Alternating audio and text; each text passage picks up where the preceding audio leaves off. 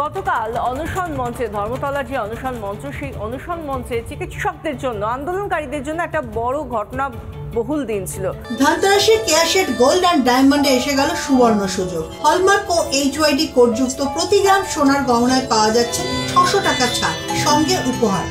কারণ গতকাল এতগুলো দিন ধরে যখন অনশন চলছে, কোথায় প্রশাসন, কেন কেউ আসছে না, সেই নিয়ে একটা কোথাও অন্তত সূত্র পাওয়া গেল।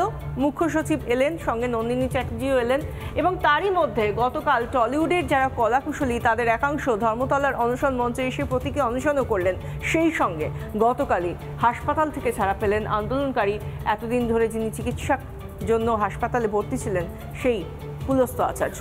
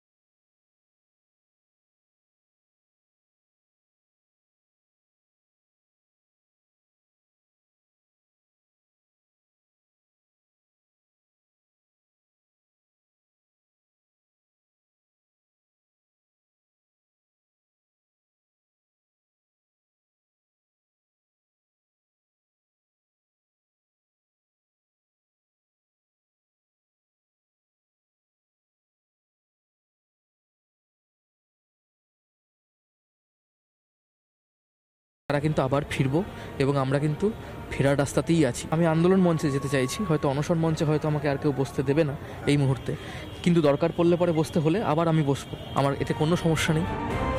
অনশনকারীদের মধ্যে অনেককেই হাসপাতালে ভর্তি হতে হয়েছে, অনেকেই চালিয়ে যাচ্ছেন অনশন। এই আবহেই সোমবার নবান্নে ফের বৈঠকে বসতে চলেছেন মুখ্যমন্ত্রী ও জুনিয়র চিকিৎসকেরা।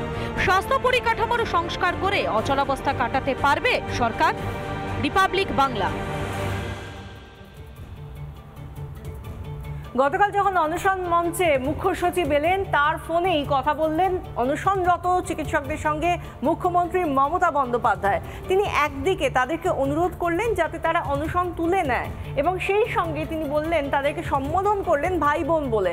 আর তারপরই আচমকাই মুখ্যমন্ত্রী মমতা বন্দ্যোপাধ্যায় বললেন তাদের, অর্থাৎ আন্দোলনরত অনশনরত চিকিৎসকদের 10 দফা দাবি পড়ে শোনানোর জন্য।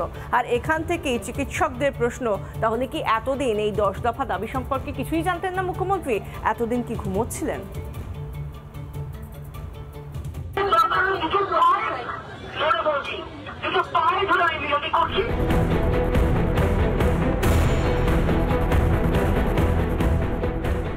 দিন অনশন করে কোনো কাজ হয়নি। শুক্রবার জুনিয়র ডাক্তাররা ধর্মঘটের হুঁশিয়ারি দিতেই আচমকা টনক নড়ল নবান্নের। শনিবার শটান ধর্মতলার অনশন মঞ্চে হাজির মুখ্য সচিব মনোজ পন্ত ও স্বরাষ্ট্র সচিব নন্দিনী চক্রবর্তী।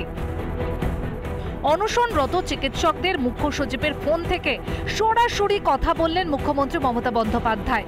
রীতিমতো কাকুতি মিনতি করলেন অনশন তুলে নেওয়ার জন্য।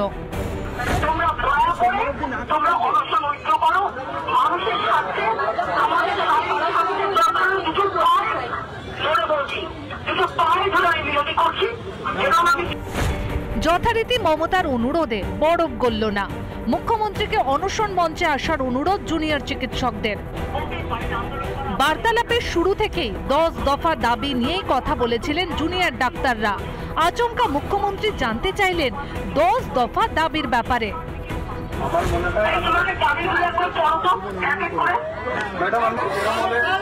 আমি জানিয়ে দেব এবং এখনই জানিয়ে দিচ্ছি। 10 দফা দাবি নিয়ে দীর্ঘদিন ধরে সরব জুনিয়র ডাক্তাররা। কখনো মুখ্য সচিব তো কখনো মুখ্যমন্ত্রীর সঙ্গে একাধিকবার কথাও হয়েছে আন্দোলনকারীদের। এতদিন বাদে কেন আকাশ থেকে পড়লেন মুখ্যমন্ত্রী? হয়তো এই 10 দফা দাবি ওনার কাছে সুস্পষ্ট আজও নয়। আজ আন্দোলনের 71তম দিন, 14তম দিন আমাদের অনশন। তবু আজও অনেক কথাই ওনার কাছে হয়তো অজানা, এবং সেটার জন্য কে বা কারা দায়ী তা খুবই একটা ধোঁয়াশা রইল। মুখ্যমন্ত্রীর উদাসীনতায় আশ্চর্য হচ্ছেন জুনিয়র চিকিৎসকরা। তারা কি সত্যি মনে করেন সচিবালয় থেকে তাকে অন্ধকারে রাখা হচ্ছে বলেই তিনি ওয়াকিবহাল নন? পার্শ্বদের কাঠগড়ায় তুলে চোখ বন্ধ করে মুখ্যমন্ত্রীকে ভরসা করে গেলে কি তাঁদের 10 দফা দাবি পূরণ হবে? রিপাবলিক বাংলা। মুখ্যমন্ত্রী যখন ফোনে কথা বলছেন অনশনরত আন্দোলনকারী চিকিৎসকদের সঙ্গে, সেই সময় যখন তাঁদের তরফ থেকে এই দাবি করা হয়, যেটাই 10 দফা দাবির মধ্যে অন্তর্গত রয়েছে, যে নারায়ণ স্বরূপ নিগম অর্থাৎ স্বাস্থ্য সচিবের তারা অপসারণ চান, সেই অপসারণের দাবি যখনই উঠল, সেই সময় সরাসরি সেই দাবি নাকচ তো করলেনই মুখ্যমন্ত্রী, সেই সঙ্গে চিকিৎসকদের পাল্টা হুঁশিয়ারিও দিলেন তিনি। সুর বদলে গেল হঠাৎই, কিন্তু অবস্থান বদল হলো না জুনিয়র চিকিৎসকদের। তোমরা দয়া করে তোমরা অনশন ঐক্য করো, মানুষের স্বার্থে, আমাদের স্বাস্থ্যের দরকার কিছু পায় ধরে বলছি, কিছু পায় ধরে আমি বিরোধী করছি। বেশ নরম সুরেই চলছিল কথাবার্তা। স্বাস্থ্য সচিবের অপসারণের প্রসঙ্গ উঠতেই আচমকা চটলেন মুখ্যমন্ত্রী। রীতিমতো ধমকের সুরে জানিয়ে দিলেন স্বাস্থ্য সচিবকে সরাতে পারবেন না তিনি। স্বাস্থ্যক্ষেত্রে প্রশাসনিক অক্ষমতা ও দুর্নীতি চায় স্বাস্থ্য মন্ত্রককে নিতে হবে এবং স্বাস্থ্য সচিবকে অবিলম্বে তার পদ থেকে অপসারণ করতে হবে।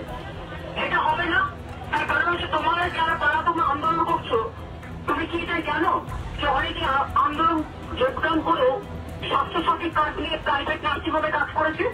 তোমরা কি চাও আমি তাদের বিরুদ্ধে জিপি করি? স্বাস্থ্য সচিবকে অপসারণের কথা উঠতেই জুনিয়র চিকিৎসকদেরই পরোক্ষে হুঁশিয়ারি মমতার। ফোনালাপেও চরমে জুনিয়র চিকিৎসক ও মুখ্যমন্ত্রীর স্নায়ুযুদ্ধ। একটা পরিবার থেকে সবাইকে তুমি জানিয়ে দেবে, একটা পরিবার থেকে সবাইকে তুমি জানাতে পারো একসাথে, আর তুমি ঠিক করবে গভর্নমেন্টের কোন অফিসার যাবে কোন অফিসার না যাবে। ওনার কাছে কি তালিকা আছে সেটা উনি বুঝবেন। যা সত্যের পথ তাতে হাঁটতে কারোর কোনো দ্বিধা থাকার কথা নয়। আমরা যারা আন্দোলন করেছি আমরা প্রত্যেকেই জানি কি প্রাণপাত করে আমরা আন্দোলন করেছি এবং করছি। মমতার এই মন্তব্যের পর অনেকেরই রাজ্য থেকে হুমকি সংস্কৃতির অবলুপ্তি অলীক কল্পনা বলে মনে হতে পারে। তবে মুখ্যমন্ত্রীর চমকানিতে আগেও আমল দেননি জুনিয়র চিকিৎসকরা, এবারেও দিলেন না। সোমবারের বৈঠকের আগে স্পষ্টভাবে জানিয়ে দেওয়া হলো দ্বিতীয় দফা দাবিতেও অনড় থাকছেন তারা। মুখ্যমন্ত্রীর সাথে কথা হয়েছিল, তখন তিনি নিজে বলেছিলেন যে আমাকে একটু সময় দাও, ওনাকে আমরা সরাবো, কিন্তু একটু সময় দাও। আজকে আবার উনি যে কথাটা বললেন, দেখুন উনি যে কথাগুলো বলছেন, উনিও একটা সময় এক এক কথা বলছেন। আমরা আবার এই ব্যাপারটা ওনাকে বোঝাবো এবং উনি এই বিষয়টি মানতে বাধ্য হবে। শনিবার মুখ্যমন্ত্রী জানালেন এক প্রকার বুকে পাথর রেখেই সিপি বিনীত গোয়েল স্বাস্থ্য শিক্ষা সচিবকে সরিয়েছিলেন তিনি। যদিও থ্রেড সিন্ডিকেট, অভয়াকাণ্ড বা অন্য কোনো বিষয়ে স্বাস্থ্য সচিবকে দায়ী মনে করেন না তিনি। অনশনরত চিকিৎসকদের থেকে সাধের আমলারাই কি বেশি গুরুত্বপূর্ণ মুখ্যমন্ত্রীর কাছে? রিপাবলিক বাংলা।